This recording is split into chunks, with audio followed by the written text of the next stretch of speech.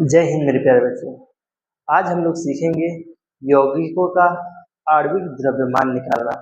बच्चों, यौगिकों का आणविक द्रव्यमान निकालने के लिए हमें तत्वों के प्रतीक के बारे में जानना बहुत जरूरी है। तत्वों का प्रतीक क्या होता है, मतलब एलिमेंट्स के सिंबल्स। और बच्चों, हमें उनके परमाणु क्रमांक के साथ साथ परमाणु भार भी याद होना बहुत जरूरी है, क्योंकि बिना परमाणु भार के हम आणविक द्रव्यमान नहीं निकाल पाएंगे। तो बच्चों, आइए हम पहले देख लेते हैं कुछ एलिमेंट्स और उनके परमाणु क्रमांक तथा परमाणु भार। ठीक है बच्चों, आइए देखते हैं। जैसे बच्चों, यहाँ हम परमाणु क्रमांक और परमाणु भार और एलिमेंट्स के सिंबल्स दे दिए हैं। आप लोग इसको अच्छे से याद कर लीजिए, तभी आप आणविक द्रव्यमान निकाल पाएंगे। जब तक बेटा परमाणु भार नहीं याद होगा, आपको आणविक द्रव्यमान निकालने में आपको कठिनाई हो सकती है। ठीक है बच्चों, निकालने में प्रॉब्लम होगी। तो आइए देखते हैं। जैसे बच्चों, हाइड्रोजन का सिंबल क्या होता है? H। हाइड्रोजन का H। हीलियम को He से लिखते हैं, लिथियम को Li, बेरिलियम को Be, बोरान को D से, कार्बन को C से, नाइट्रोजन को N से, ऑक्सीजन को O से, फ्लोरीन को F से, नियान को Ne से, सोडियम को Na से, मैग्नीशियम को Mg से, एल्युमिनियम को Al से, सिलिकॉन को Si से, फास्फोरस को P से, सल्फर को S से, क्लोरीन को Cl से, आर्गन को Ar से, पोटेशियम को K से, कैल्शियम को Ca से। ठीक है बच्चों, यहाँ ये बात याद रखिएगा कि पोटेशियम और कैल्शियम का परमाणु क्रमांक तो अलग अलग है बच्चों। 19 पे आता है पोटेशियम और कैल्शियम आता है 20। लेकिन बच्चों, इन दोनों का परमाणु भार क्या होता है?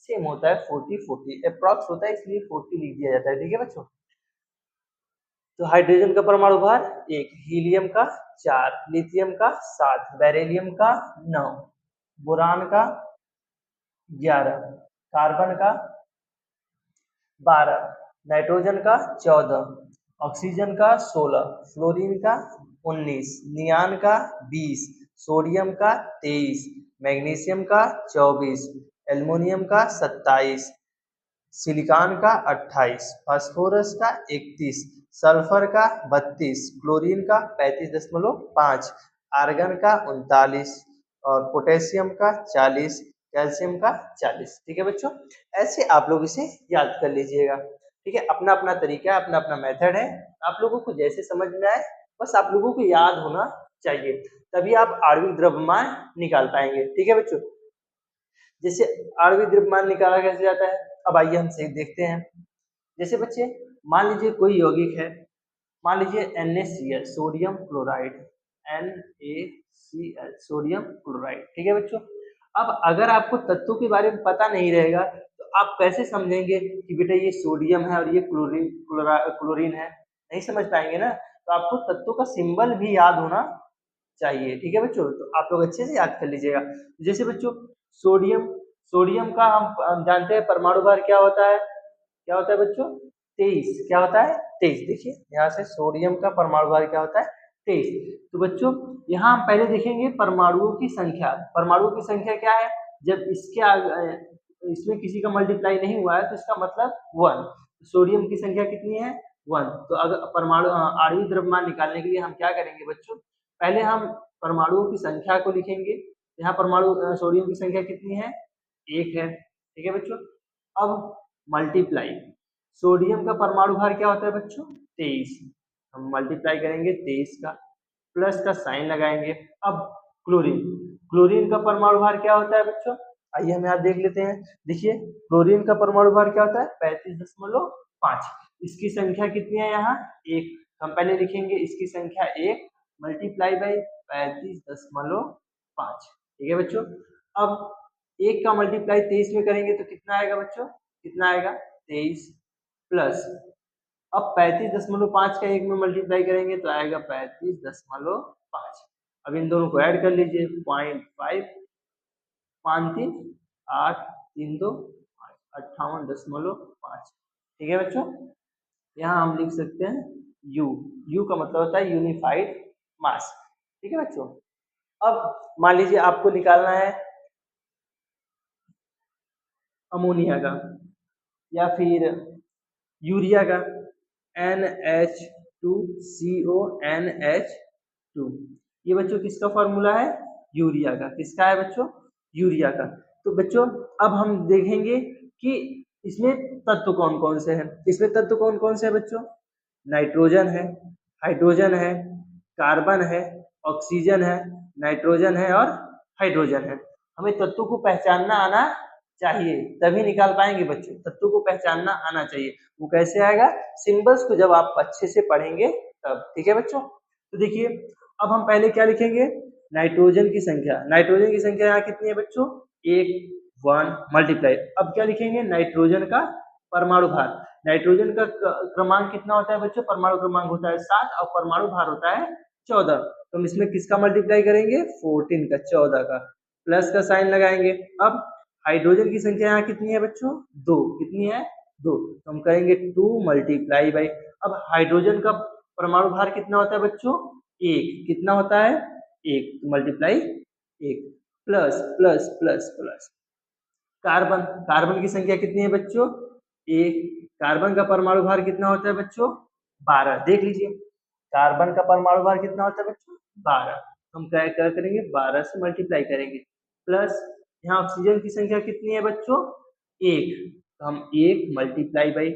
ऑक्सीजन का परमाणु भार कितना होता है? 16। कितना होता है बच्चों? 16, प्लस नाइट्रोजन सेम, देखिए सेम NH2 तो हम ये डायरेक्ट लिख सकते हैं, नहीं तो आप समझ के भी लिख सकते हैं। नाइट्रोजन 1 है, 1 मल्टीप्लाई बाई नाइट्रोजन का परमाणु भार होता है 14, प्लस हाइड्रोजन की संख्या 2 है और हाइड्रोजन का परमाणु भार कितना होता है बच्चों? 1 होता है। अब इसको सॉल्व करिए। 14 का मल्टीप्लाई 1, 14 का मल्टीप्लाई 1 में होगा तो 14 प्लस 2 के 2 प्लस 12 के 12 प्लस 16 के 16 प्लस 14 के 14 प्लस 2 के 2। अब इन सबको ऐड कर लीजिए बेटा। 14 और 2 16, 14 2 16, 16 और 12 कितना हो जाएगा बच्चों? 28, 28, 28 और 16 कितना हो जाएगा? 44, 44 और 14 कितना हो जाएगा बच्चों? 58, 58 और 2 कितना हो जाएगा बच्चों? 60। एक बार और कंफर्म कर लीजिए बच्चों। 2 4 6, 4 6 12, 12 2 14, 14 2 16, 4 20 के 0 हाथ लगा 2, 2 1 3 1 4 1 5 1 6 60। ठीक है बच्चों। यू का मतलब होता है यूनिफाइड मास। EMU भी लिखते हैं, एटॉमिक मास यूनिट। ठीक है बच्चों। आप दोनों में से कोई भी लिख सकते हैं, कोई दिक्कत नहीं है। अब ऐसे ही हम एक और देखते हैं बच्चों, सोडियम हाइड्रोक्साइड का। ऐसे ही हम एक और देखते हैं NaOH, sodium hydroxide, sodium hydroxide. अब बच्चों इसमें कौन कौन से तत्व हैं? कौन कौन से तत्व हैं? एक तो है सोडियम, ऑक्सीजन और हाइड्रोजन। सोडियम, सोडियम की संख्या कितनी है बच्चों? 1 है, मल्टीप्लाई बाई सोडियम का परमाणु भार कितना होता है बच्चों? सोडियम का परमाणु भार कितना होता है? 23, प्लस ऑक्सीजन की संख्या कितनी है बच्चों? 1। ऑक्सीजन का परमाणु भार कितना होता है बच्चों? 16, प्लस हाइड्रोजन की संख्या बच्चों 1, परमाणु भार 1। चलिए अब मल्टीप्लाई कराइए। 23 प्लस 16 प्लस 1 कितना हो जाएगा बच्चों? कितना हो जाएगा? 23 16 39 40। ठीक है बच्चों, समझ में आया बच्चों? कहीं कोई दिक्कत? ठीक। जब तक आपको ये परमाणु भार और सिंबल्स नहीं याद होंगे तब तक इसको निकालने में प्रॉब्लम होगा। ठीक है बच्चों। तो इसको अच्छे से आप लोग याद कर लिए। खास ज्यादा आपको मिलने वाले तत्व कौन कौन से हैं बच्चों? जैसे हाइड्रोजन का अच्छे से याद कर लीजिए, हाइड्रोजन का याद कर लीजिए, कार्बन का याद कर लीजिए, कार्बन का याद कर लीजिए, carbon, nitrogen, oxygen, sodium, magnesium, aluminium और फिर उसके बाद कैल्शियम, क्लोरीन, ये सब बच्चों ज्यादा मिलते हैं, बहुत ज्यादा मिलते हैं। ठीक है बच्चों। आप लोग अच्छे से याद कर लीजिए और कहीं भी आपको समस्या आता है आणविक द्रव्यमान निकालने में तो आप हमें कमेंट के जरिए जरूर बताइए।